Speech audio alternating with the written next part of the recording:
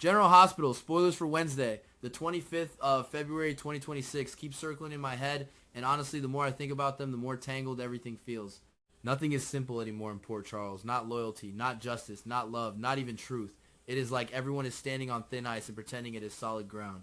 Jordan, for example, I cannot shake the feeling that she is going to sit alone at some point and replay that conversation with Justine over and over again. She asked the question straight out, no hesitation. If Justine had solid evidence that Sonny committed crimes, would she send him to prison? And Justine said yes, just like that. No blinking, no dramatic pause, just yes. But was it really yes? That is what bothers me. Jordan probably walked away thinking she did her job. She tested Justine's moral compass. She pushed the right button. Yet now I imagine her lying awake wondering if Justine meant it. Was it conviction? Or was it performance? Justine is not naive. She knows what Jordan wants to hear. A clean answer, a righteous answer. So she gives it. Maybe too quickly. And Jordan, for all her strength, is human. I think she might regret even asking. Because once you ask that question, you cannot unhear the answer. If Justine truly would put Sonny behind bars, that changes everything. It draws a line in the sand. And Jordan might not be ready for the war that line creates. On the other hand, if Justine lied, if she just said yes to shut the conversation down, then Jordan has misjudged her completely. Either way, Jordan loses something. Trust, clarity, confidence. I can see the doubt creeping in. Meanwhile, Sonny, of course, is never just sitting still. He is always 10 steps ahead, or at least trying to be. There is talk that he may uncover something new. That word new is dangerous in this town. A new piece of evidence, a new betrayal, a new weakness. It could be anything. Maybe he finds out that the evidence against Michael is fabricated. That would be explosive. Imagine Sonny realizing someone went to that extent, manufacturing proof just to frame his own son. I do not care how complicated their relationship is. Blood is blood. Sonny would not forgive that. Or maybe it is not about Michael at all. Maybe Sonny uncovers someone's vulnerability. And if that someone is Sidwell, then suddenly the board shifts. Because Sidwell has been moving like he owns half the town, pulling strings, tightening his grip around Laura, manipulating from the shadows. If Sonny gets leverage on Sidwell, real leverage, then that is not just personal victory, that is political, that is strategic. Laura being freed from Sidwell's control would be huge. I actually think that would be one of the most satisfying turns. Laura as mayor deserves autonomy, not to be cornered by someone like Sidwell. And Sonny, flawed as he is, has always had this strange code about protecting the town in his own way. If he can erase evidence against himself and at the same time cut Sidwell down to size, that is classic Sonny. Self-preservation mixed with territorial pride. But let us not pretend Sidwell is going to sit back quietly. No. If anything, he is probably already calculating his next move, and Lucas might be in more danger than he realizes. Lucas has been circling too close to the truth. He knows too much, or at least enough to make Sidwell nervous. And when men like Sidwell get nervous, they do not have calm conversations. They eliminate problems. What complicates it even more is Marco, Sidwell's own son. I keep thinking about how often in these stories the weak link is family. Marco may not even see himself as betraying his father. Maybe he thinks he is correcting him, or protecting others, or just doing what is right. But if he has been feeding Lucas information, that is a crack in Sidwell's armor. And Sidwell reviewing Marco's actions, watching him more closely, that is ominous. A father scrutinizing a son in that way is never a good sign. There is disappointment there, maybe suspicion, maybe anger barely contained. I would not be surprised if Sidwell confronts Marco in a cold, controlled way first, testing him, seeing if he slips, and if Marco does slip, even slightly, I worry about what Sidwell might do.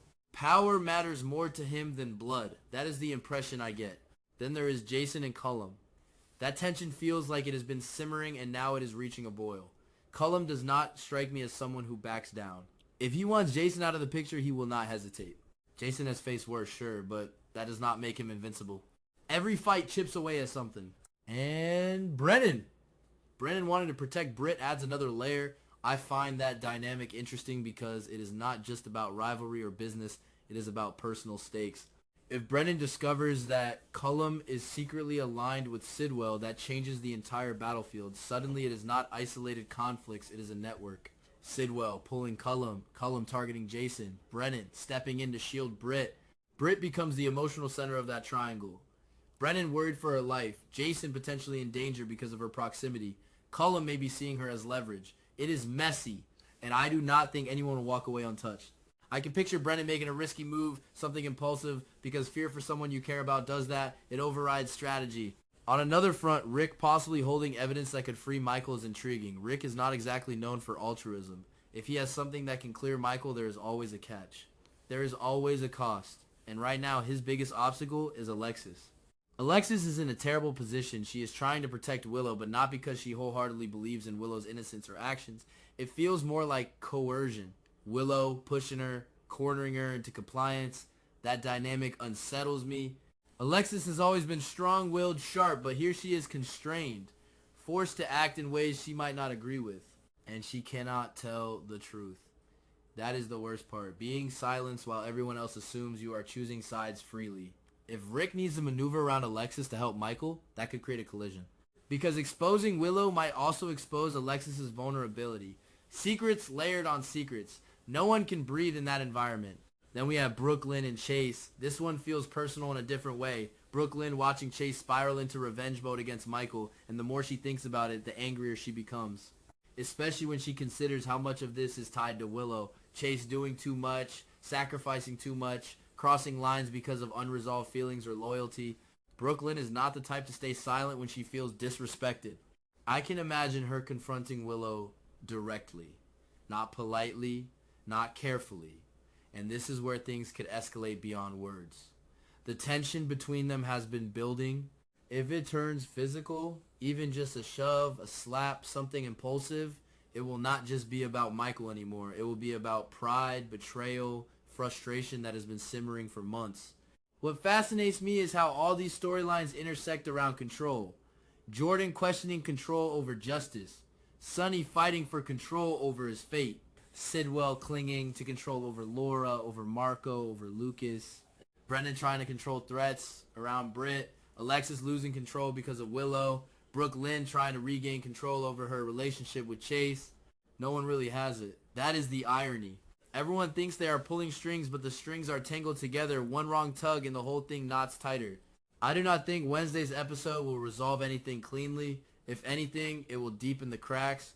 Jordan's doubt will grow. Sonny's discovery will set off new retaliation. Sidwell will become more ruthless. Jason and Cullum will edge closer to a breaking point. Alexis will feel more trapped. Brooklyn's patience will snap.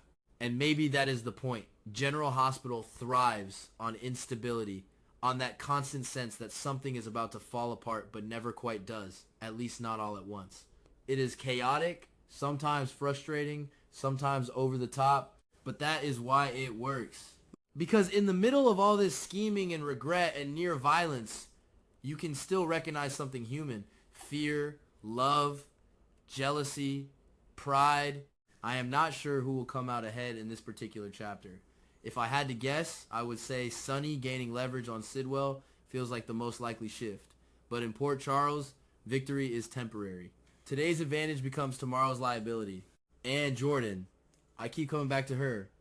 That single question she asked might echo louder than any gunshot or courtroom verdict because sometimes doubt is more destructive than proof. And once it starts, it spreads quietly into every decision after. And the thing is, none of these people are operating in a vacuum, even if they act like they are. Every choice bleeds into someone else's life. I keep thinking about what happens if Jordan decides to push further, if she confronts Justine again, presses harder, demands clarity. That could backfire so fast. Because if Justine feels cornered, she might double down. Or worse, she might actually act. And if she truly does have evidence on Sonny, real evidence, then the countdown starts whether Jordan is ready or not. I do not think Jordan hates Sonny. That is too simple. It feels more complicated, like a mixture of duty and fatigue. She is tired of the gray areas, tired of people bending the law and calling it protection. But at the same time, she knows what happens when power shifts too abruptly in Port Charles. Chaos fills the gap. So her regret is not just personal, it is strategic. She might have shaken a structure that was unstable but still standing. Sonny discovering that Michael's evidence is fake would be a turning point that hits on a family level. I imagine him holding that proof in his hand, silent, eyes dark, not yelling, not smashing anything. Just that cold realization that someone tried to destroy his son through lies. That kind of betrayal demands retaliation, and Sonny does not forgive quietly. He calculates, he waits, then he moves. If instead he uncovers Sidwell's weakness, something financial, something personal, something illegal, then we are looking at a chess match. I almost prefer that version because Sidwell's been so smug lately, so certain that he cannot be touched. Seeing that confidence crack would be satisfying. And freeing Laura from his grip would not just be a victory for Sonny, it would shift the town's moral balance. Laura deserves better than being manipulated behind closed doors. I know Sonny is no saint, but sometimes the enemy of your enemy becomes your temporary ally. If he can remove Sidwell's leverage over her, that gives her space to lead without fear. And honestly, Port Charles needs that stability. It cannot survive endless backroom deals forever. But Sidwell, targeting Lucas worries me more than almost anything else. Lucas is not built for this kind of warfare. He is smart, yes, and observant, but he is not ruthless. If Sidwell decides Lucas is a liability, the response will not be gentle. And if Marco is indeed the source of leaked information, that father-son dynamic is about to explode. I picture Sidwell confronting Marco in a controlled setting, maybe even pretending concern, asking careful questions, watching every facial twitch, and Marco trying to hold it together, maybe even convincing himself he can outsmart his own father. That rarely ends well. Power-hungry men do not tolerate betrayal, even from their children, especially not from their children. Jason and Cullum continuing their clash feels inevitable. It is not just physical, it is ideological in a strange way. Cullum wants dominance. Jason stands in the way. Simple on the surface, but underneath it is tangled with Sidwell's influence. If Brennan learns the truth about Cullum being aligned with Sidwell, then suddenly the lines are clear, the threat is organized. Brennan protecting Britt adds urgency. I do not see him staying passive. If he thinks Britt is in danger because of Cullum's connection to Sidwell, he will act first and think later, and that is dangerous. Because acting first in this town often means escalating things beyond control. Jason might find himself fighting not just for survival, but to keep Britt from being used as a pawn. Rick holding evidence that could free Michael feels like a ticking clock. The longer he waits, the more suspicious it becomes. I cannot help thinking Rick is weighing the benefits. When is the best time to reveal it? Who does he hurt? Who does he help? What does he gain? That is always the underlying question with him. And Alexis.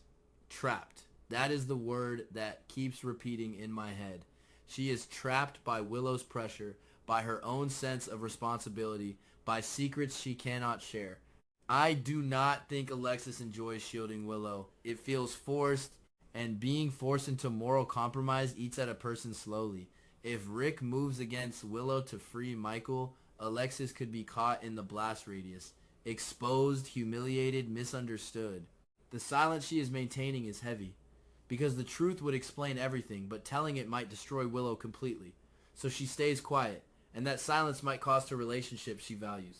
Brooklyn confronting Chase about his obsession with revenge is long overdue. I can almost hear her frustration building with every scene, watching him drift further away, consumed by anger toward Michael, supposedly in defense of Willow. That would sting. To feel like your partner is emotionally investing in someone else's battles more than in your shared life. When Brooklyn finally confronts Willow, I do not expect it to be civilized. Too much resentment has piled up. She sees Willow as the catalyst for Chase's reckless behavior. And maybe she is not entirely wrong. Chase has been acting impulsively, driven by loyalty that borders on self-destruction. Brooklyn has every right to question that. If their confrontation turns physical, even briefly, it will mark a point of no return. Words can be forgiven. Bruises, even small ones, carry memory. And once it crosses that line, the town will pick sides. It will not just be about Michael anymore. It will be about who is justified, who went too far. What strikes me most is how fragile everyone's alliances are right now. Jordan questioning Justine. Sonny possibly undermining Sidwell. Marco maybe betraying his father. Brennan discovering hidden loyalties. Rick maneuvering around Alexis. Brooklyn challenging Willow. It is like dominoes lined up too closely. I do not think there will be a clean hero here. Even if Sonny exposes Sidwell, it will be for his own protection as much as for Laura's freedom. Even if Jordan seeks justice, it may destabilize more than it fixes. Even if Rick frees Michael, someone else will pay a price. And maybe that is what makes it compelling. It is messy, uncomfortable, sometimes unfair. People act out of fear more than principle. They lie to protect, they threaten to survive, they lash out because they feel ignored. It does not feel polished. It feels human. I suspect by the end of Wednesday's episode, the surface will look calm, but underneath everything will be shifting. Jordan's doubt will not disappear. Sonny's discovery will not remain secret for long. Sidwell will sense something is off. Lucas might realize he is being watched. Marco could make a mistake. Brendan might take a risk that changes everything. Alexis will continue carrying a truth she cannot speak. Brooklyn's anger will not fade quietly. Port Charles does not implode all at once. It cracks slowly. And right now I can almost hear those cracks spreading. Not loud, not dramatic, just steady. And when they finally give way, no one will be able to say they did not see it coming. They will just wish they had acted differently when there was still time.